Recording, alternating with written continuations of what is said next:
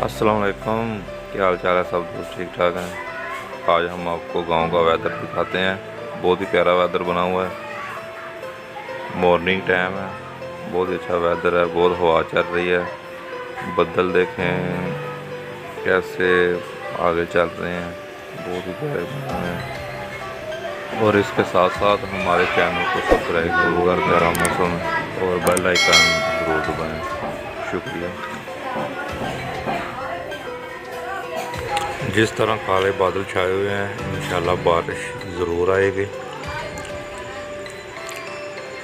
बहुत ही अच्छा मौसम बना हुआ है, बारिश वाला मौसम है। बहुत ही प्यारा मौसम है। सुबह सुबह का टाइम है, इंशाल्लाह ज़रूर बारिश आएगी।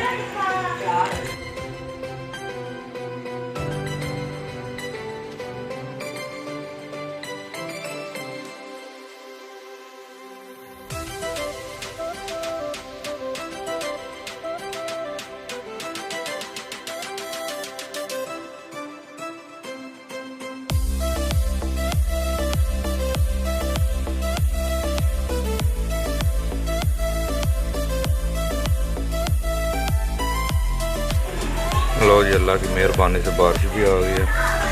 बहुत ही मज़ा आ रहा है, बच्चे एंजॉय कर रहे हैं। ये बारिश में एंजॉय कर रहे हैं बच्चे।